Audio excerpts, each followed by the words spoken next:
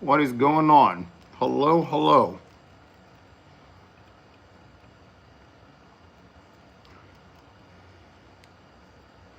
Welcome to my live. Sorry, I have some thread in my mouth right now.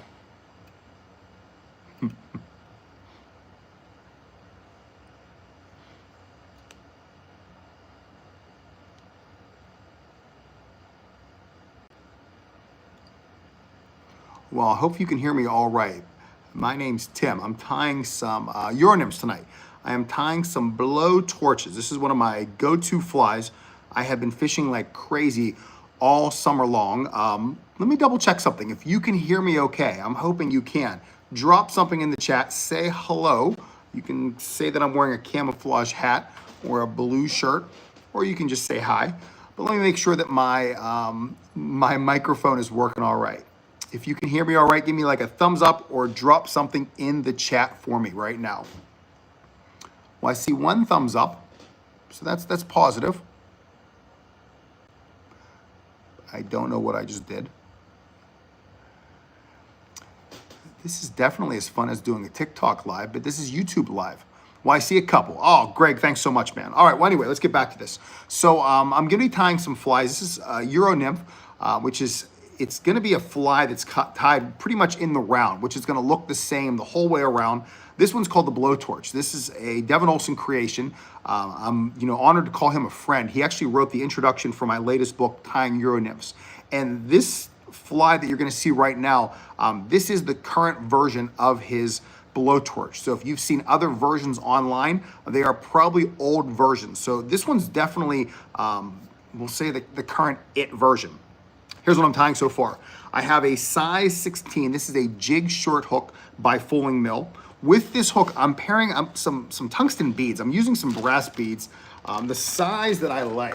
And these are actually copper tungsten. It's a 3.3 millimeter. It's a slotted tungsten bead. I've already set that onto my hook. This is not a jig hook. This is one of those down eye nymph hooks.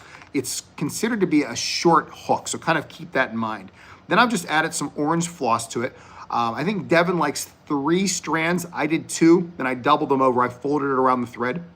So I have 4 strands going back right now. So I've just kind of locked that in. The one thing that if you're tying in, or you're fishing this in Europe or other parts of the world outside of the United States, even though we call these Euronymphs or a nymph, whenever you have anything out that rear, Devin calls it a blowtorch. Pretty much anywhere else in Europe, they call this a tag nymph. So just know that if you use that. The key for this though is don't leave that tag super long. I want it going right around the bend of the hook, not much longer than that. From this point, we're gonna add a couple materials. First, I'm gonna add some wire ribbing. It's gonna give a little bit of strength to this. It's gonna add that durability that we want with our fly. But also, it's gonna help to create that natural ribbing. And then finally, probably most importantly, it's not only gonna protect our materials, but it's gonna separate that body. Because if that fish is looking for something segmented, that's gonna provide it. Next, I want a little bit of Mylar flash, not a ton. I'm gonna be tying this in shellback along the top.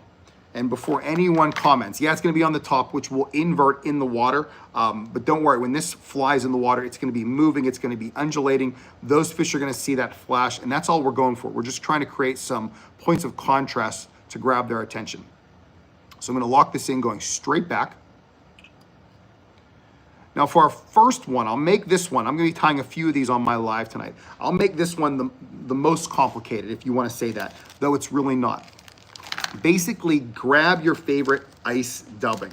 Don't overthink this. Look for something like peacock black. It doesn't matter if you're using Semperfly, if you're using your hairline or whatever. I'm just gonna grab my favorite Semperfly. There's some ice dubbing, it's in black. I'm gonna create a nice little dubbing noodle directly onto my thread. I don't necessarily need it super tight, but I need that dubbing noodle there in a position that I know it's gonna stay there and it's gonna create just a very slender body, slender abdomen the whole way up. Now, for those of you who don't tie flies, I'm not gonna assume that everyone on this live ties flies. I'm gonna be trying to catch trout, Arctic char with this, Atlantic salmon. I'm heading to Iceland in about a week and a half. I'll be fishing up there for Atlantic salmon, Arctic char, brown trout. So this is gonna go in that box. I've used this fly in Montana a few weeks ago. I used it in Iceland a couple weeks ago. I'll be in Alaska in about 3 weeks, I'll use it up there as well. This is one of those flies that just catches fish everywhere. But this technique that I just used right now, that's called a dubbing noodle. For those of you new to fly tying, or even some of the intermediate tiers, remember some of our keys. I'm tying this on a thread that's really difficult. This is nano silk. It has this nice silk vibe to it. It's very strong, but it's a little bit tricky to get stuff to adhere. So you may have seen, I'm just moistening my fingers and I'm rubbing them in one direction. So as my middle finger goes that way, my thumb goes the opposite direction. When I'm looking down that direction, gosh, I'm gonna say that it's a clockwise direction. Once I have that dubbing noodle nice and tight, and by nice and tight, I mean straight up and down my thread. Now I'm just gonna start to wind this up my shank. I don't want it too scruffy, even though you might argue that it looks like a granum caddis, maybe a case caddis, depending on where you live. I still want it to have some slenderness to it. Once I get it up to the bead, then I'm simply gonna take my Mylar flash. I wanna bring it straight up that back. That's my point of contrast. Lock it in place. I only need a few thread wraps right at that bead.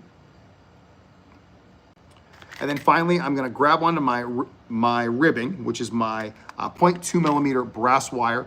I'm gonna counter rib this, which means I'm gonna rib it in the opposite direction from my thread. So I'm just winding that. I normally get around 3 or 4 turns until I get up to the bead. That was my 4th turn. So there, number 5 is resting right between that ribbing and my bead. I'm just gonna put a few thread wraps over it. That's 2, and that is 3. 1 in front, 1 more back over it, and now I'm gonna grab onto my wire. I'm just gonna helicopter it away. So I was just winding it in a counterclockwise direction. It's just gonna bind up really tight against that point and just magically disappear. Now for kind of the tricky part, this would be the one difficult part. Hopefully you can see okay with my microphone here. One of the most difficult parts of this fly is adding a CDC collar. Luckily, my dad's best friend is a duck hunter. I have tons of CDC. So I'm just gonna grab a CDC fiber, and I have a couple options to lock this in place. I can tie it in by the tips and wind it that way. That's one of the faster ways to do it. If I tied it in by the butt and wound it, that thick stem is gonna just crowd it. That's another fast way. But instead, I'm gonna use this thing. This is called a little CDC block. So I'm gonna take my CDC block, I'm gonna hold on to my CDC by the tips and by the butt, and I'm gonna jam it into one of these open slots. And as I jam it in there, imagine my CDC is like this. As I jam it in, both sets of fibers, the right and the left side of the feather, are gonna just compound together, and they're gonna look like this. Once they come together like this, hopefully you can see it like that, I have all those feathers sticking up. What I'm gonna do now is grab a pair of bulldog clips. This is a pair from Stonfo. I'm gonna grab onto all those fibers that are now at the top and lift them back. At that point, now all I can see is my stem and all of my fibers are pushed down. They're being grabbed onto by these bulldog clips. Take my scissors and I'm simply going to cut away the stem. So I'm gonna have all the butt ends of these CDC fibers sticking up. Now what I'm gonna do with these, I'm gonna actually put them into a dubbing loop. So now let's go back to our fly. Let's put on our dubbing loop. I have a dubbing loop tool. This one is from Stonfo. I call this like the Ferrari of dubbing loop tools. I have used a lot of dubbing loop tools over the years. This one's the best. It's got ball bearings, the head pivots. It's fancy. I don't know how much these go for now. 50 bucks, 60 bucks. It's expensive. I still recommend it. It's gonna lock it in place. A couple thread wraps in front, 1 over, 1 more in front. That's way more than I need. Grab my little bulldog clip. I'm gonna stick my CDC in by the butt. As I stick it in between those threads, remove the clip. Now, for those of you who have done this technique before, this is the one thing I think a lot of people forget. I gotta watch so I don't blow on those CDC fibers. If I spin my CDC right now, they're like that far down the thread. That means my first 5 thread wraps are gonna be just building up thread in my thorax. I don't want that. So I want to very gingerly slide those CDC fibers closer to my fly. All right, now that I have them there, I can go right into my dubbing loop, AKA my CDC loop. I can turn this that 90 degrees. I'm just gonna moisten my fingers a little bit. One turn, second turn. Now I have just 3 turns and I've locked those in place. I don't have any wasted turns. Let's just put 3 thread wraps to lock those in place. I'm gonna come in with my scissors, run it down the thread, remove that. I have a bunch of my excess ice dubbing. This is that Black Peacock ice dub. Just again, create just a fine little dubbing noodle this time. Extremely fine. I just want to be able to make about 2 turns of this dubbing noodle as a nice little head. As I'm doing this, my dubbing noodle is not liking me. It's just kind of jamming up there. All right, let's see how this looks. 1, 2, I got 3 in there. That's like 1 too many. I'm gonna live with it for the time being though. All right, now I'm just gonna extend my thread a little bit, go right to my hand whip finish. I got around 3 or 4 turns there. I'm gonna grab some super glue. This is all about durability. I do not want my flies falling apart. I prefer brushable super glue. Just gonna brush it right onto that thread. Same thing as before. Let's just get 2 more thread wraps in there. Now it's locked. It is not going anywhere. Trim my thread. And I'm just gonna look at this CDC. I don't want them like crazy long. It's gonna be tough for you to see until I hold this up. But I'm just gonna pinch away those excess CDC fibers. I can cut them away even though it's borderline sacrilegious. Let's go with that. Oh, this looks awesome. And that is my blowtorch. All right, let me see if I can get you a peek of this. I do have a little tool I could hold this up with, but it's, I think, further away.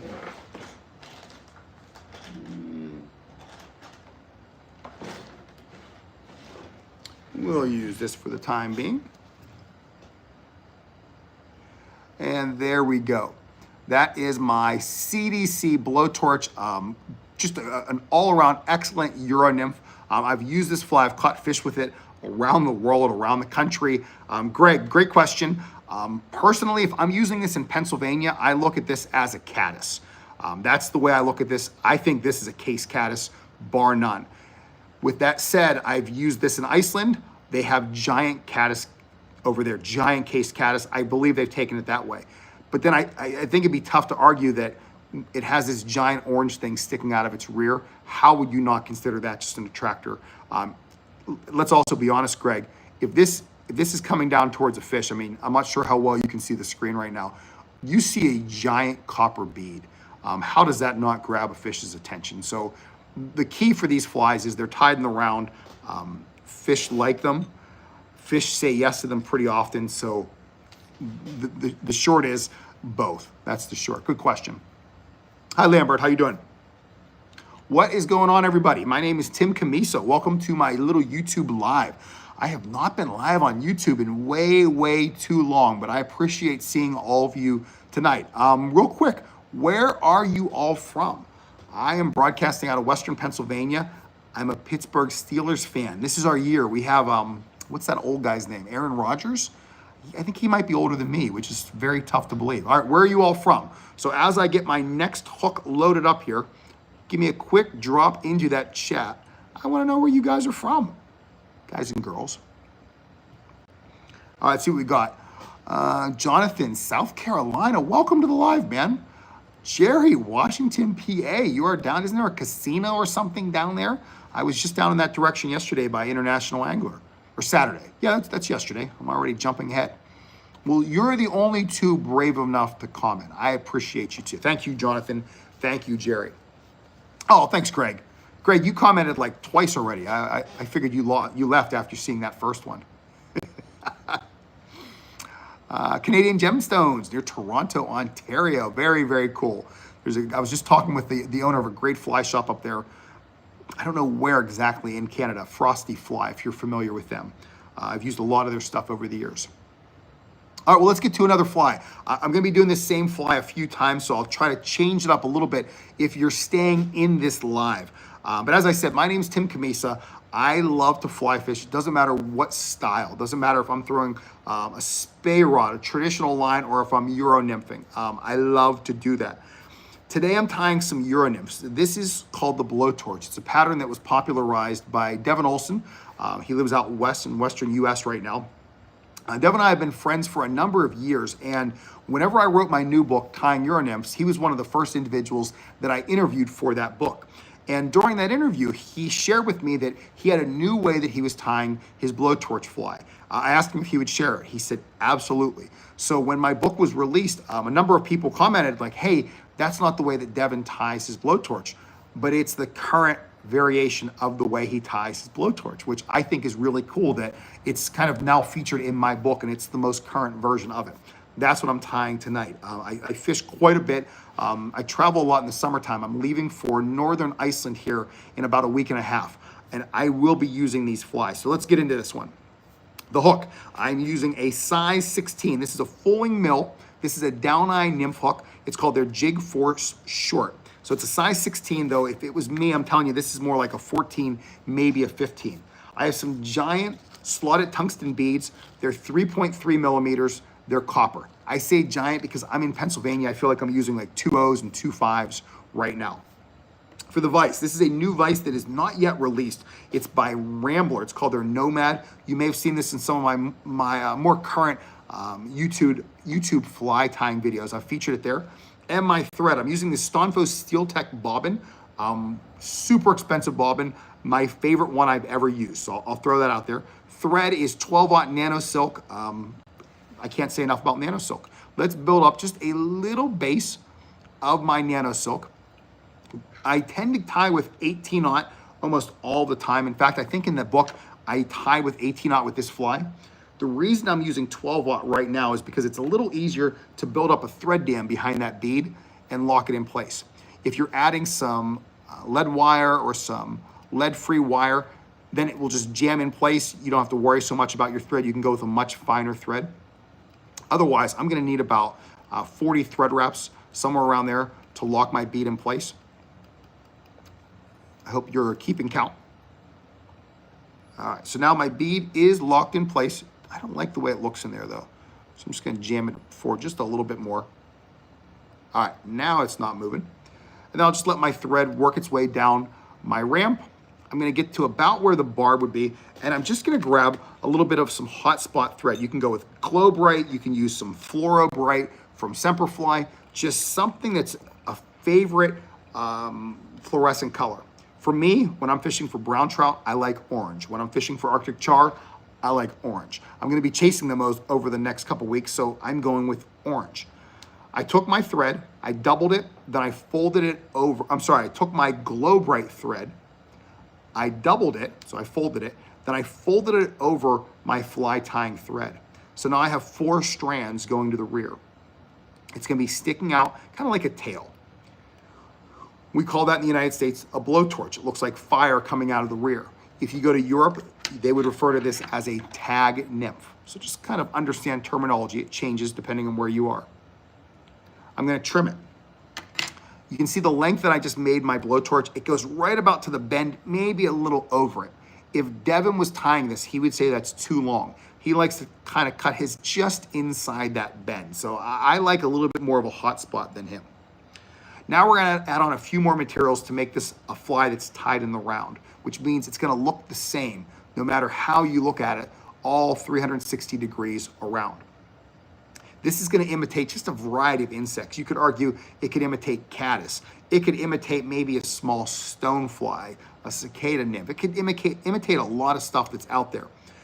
I'm gonna go for a wire that's gonna match the bead color. So that's one of my kind of, we'll say, unwritten rules in fly tying. Whenever I have ribbing, I prefer that my ribbing match the bead color. So copper bead, copper ribbing. Advance that forward. Once that's locked in, I'm next gonna grab some tinsel. So I'm just using some nice pearlescent tinsel. I already have a piece that's cut. I'm gonna lock that in along the top of the hook shank. And that's also gonna wait for me out the rear. So I have 2 materials that are just kind of waiting out there. I'm gonna dub this one. For my next fly, I'll kind of change it up for you all. But in terms of dubbing, go with your favorite ice dub. The color that I like is peacock black. That does not mean you have to only make this fly that color. There are light versions out there. There are darker versions out there. But I like something that's gonna have some darkness to it. It's gonna contrast nicely with that hot spot. It's gonna imitate a lot of the bugs that are in the water. Most of the bugs in the waters I fish tend to be darker bugs. If there are a lot of crest bugs, scuds, then I might be going with a lighter color. Now I'm just doing something called a dubbing noodle, where I'm just moistening my fingers just a little bit as I apply dubbing. I'm making sure I'm applying that dubbing in the same direction the whole way. So my middle finger is always going one direction, the opposite of my thumb. So it twists and kind of spins that dubbing onto my thread. Once I have a nice, and I use an even dubbing noodle. So I really don't look for a taper in my dubbing noodle. I like it to be consistent. If I want to taper my fly, I'll just make more turns as I wind my way forward. Speaking of which, let's wind our way forward. So I'm just starting back at that tail fiber, just advancing my thread forward. Once I get up to about the bead, I'm gonna pull away my remaining stuff. I don't want those fibers jamming the bead yet. Next, I'm gonna take my tinsel, bring it over the top. I want that going straight down the back, just like that. Once I have it straight down the back, let's get a few thread wraps, a couple behind the bead, trim away my tinsel. There we go. Which, by the way, hello, new people. And those of you who dropped where you are from, let me see what we got. Chris Provost in Denver, Colorado. Love that area, Chris. I'm sure you do as well. I am a featured presenter at the Denver Fly Fishing Show every year. Hopefully I've met you before. Great spot. And Matt, what's going on, man? Matt Miller from Virginia, and you were from Huntington. Very small world, man. I have a couple friends from the Huntington area that fly fish. Very, very cool. Flycraft, I didn't know you did. I don't do lives for Flycraft. You kind of caught me. I don't schedule these things. I just pop on occasionally. I'm gone most of the summer fishing, and I'm home for about 2 weeks. So I decided if I'm tying flies, I like TikTok lives, but YouTube, come on, this is the spot that I like to be. So over the next 2 weeks, look for me live on YouTube. You might find me again. All right, let's get back to this. By the way, thanks for those of you who clicked the like button. I don't know where the like button is. 8 likes, that's awesome. Thank you so much. You made my night. All right, now I'm gonna bring up my ribbing. This is 0.2 millimeters copper wire. I'm counter ribbing this, which means I'm putting it in the opposite direction from that which I would call my tying thread. So I got my 4 wraps in there, my 4 turns of my ribbing. Once I get it jammed up against the bead, I'm gonna place 1 thread wrap over it, 1 in front. Now I'm gonna put 3 more over it, 1 in front. And it's tricky to kind of show this on this live. I'll try to lift up away from my microphone. I'm gonna pull down on my tying thread, enough that it's gonna cause my hook to kind of do this. Just go down a little bit. Once I see my hook go down, I know I have enough pressure on it. Once I have pressure on that hook, I can start to helicopter the wire away. What that means is looking down at my wire, I was just turning and twisting it in a counterclockwise direction. By doing that and by holding my thread down tight against it, I'm really binding my thread against that wire and my hook. So I'm holding it tight and I'm creating a pinch point. So whenever I twist it at that pinch point, it breaks off really, really smoothly. Great little tip for all of you. All right, right now, I have a fly that I would fish. I'll be honest, I could tie this off, I could whip finish it, I'd be good to go.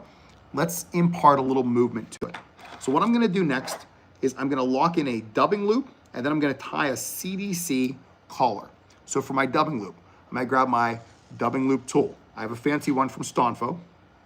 To lock this in, I'm gonna extend my thread.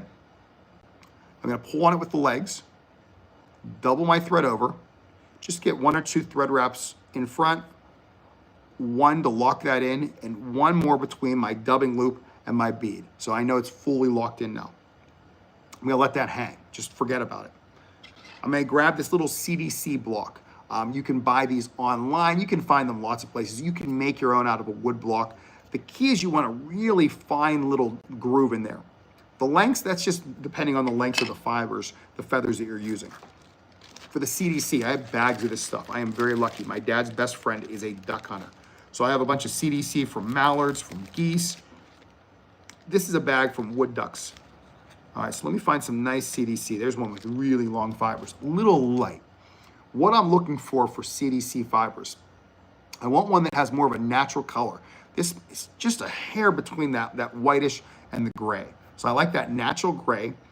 And as I look at each one of these fibers going out from the stem, I want those fibers to go out, and I want those fibers to have almost fingers on them. That's what I'm looking for. This one has a ton of fibers with a ton of those little fingers. To prep this, I'm just gonna hold on to the tips, and I'm gonna stroke those fibers in the opposite direction from the stem. After I've done that, I'm gonna take this feather, I'm gonna jam it into my CDC block. I'll explain what I'm doing here in just a second. So I just took it, I held it by the tips, and I jammed it down into that block. When I did that, imagine all of those fibers on both sides of the stem, they just shot up like this. Let me show you what it looks like. So now I have all those fibers straight up in the air. Really, really cool way to do this. At this point, I can simply grab onto them with my Bulldog clip. This is a CDC clip. You can buy these anywhere. You don't have to buy them just for fly tying. I'm gonna grab onto all those CDC fibers and pull them away. I'm leaving a little bit of a gap between the stem and this Bulldog clip so I could trim it away.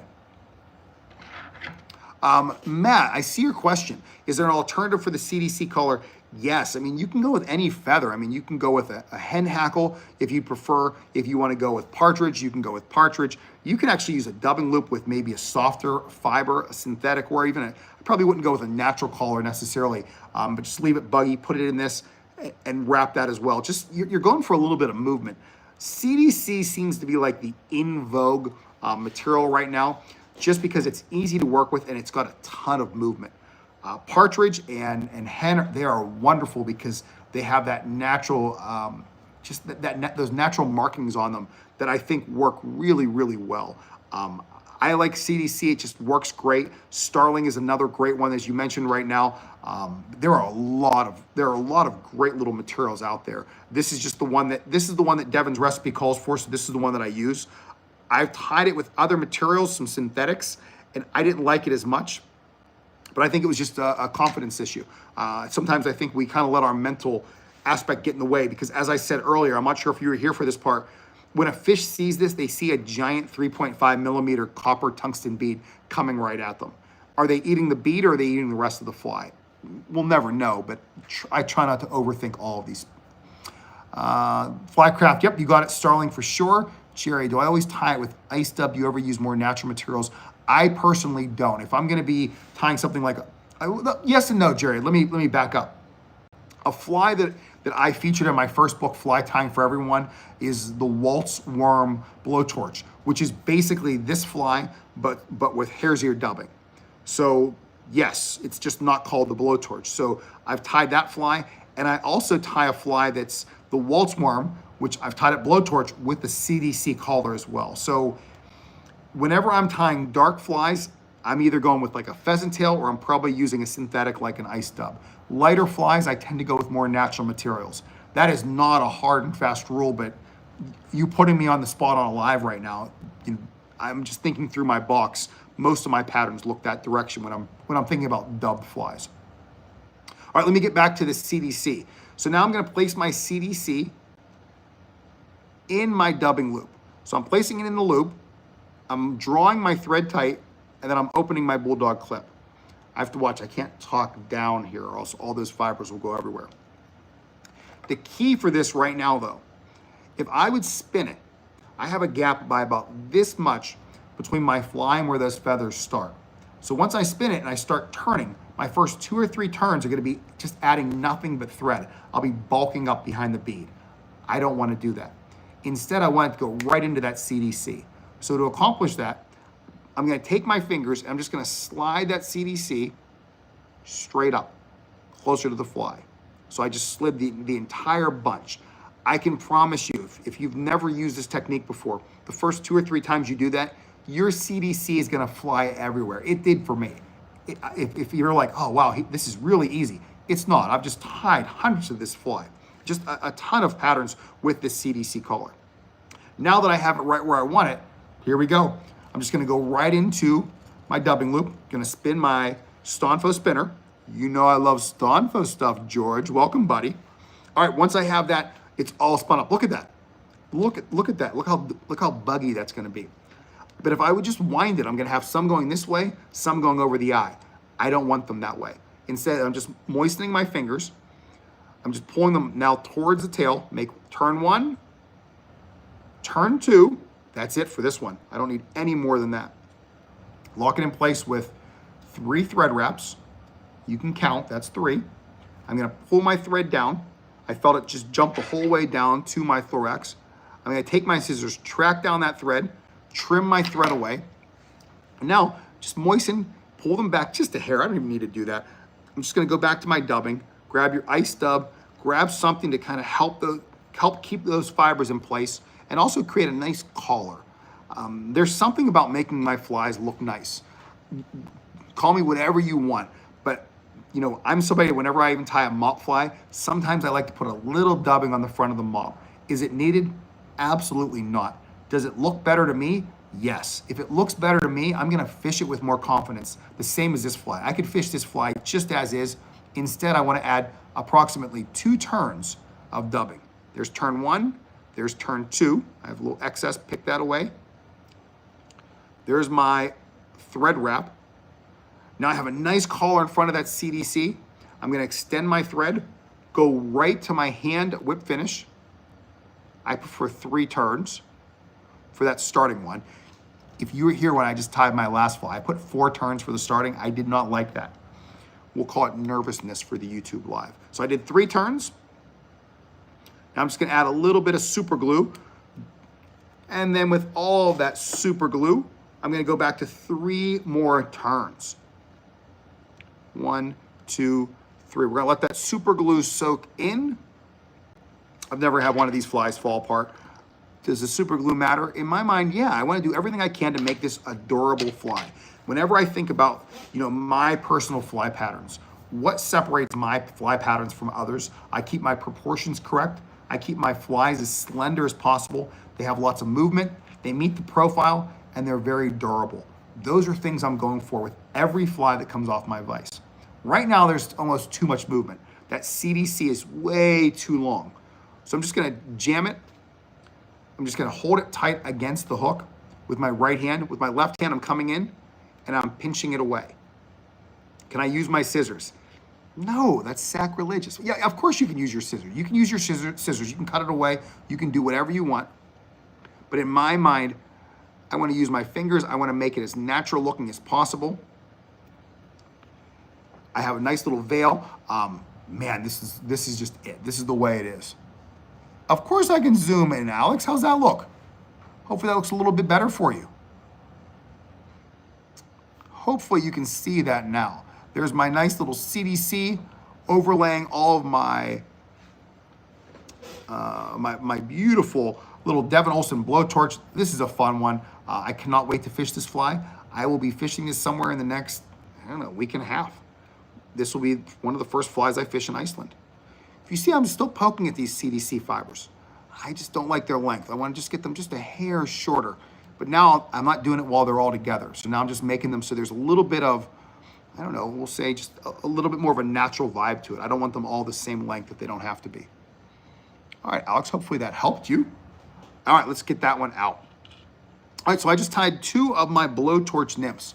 Do you have any questions for me about this little blowtorch pattern, this Devin Olsen creation? Oh, you're right, Jerry. Alex, you are correct, man.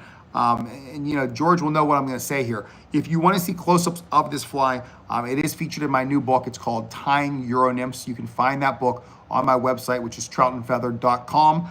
I'm sure they have it on Amazon. They do have it on Amazon and everywhere else. But there's a step-by-step with macro photography of this fly and of many other Euro nymphs, dry flies, and streamers. There, I got my little plug-in for my book. Hopefully you like that, George.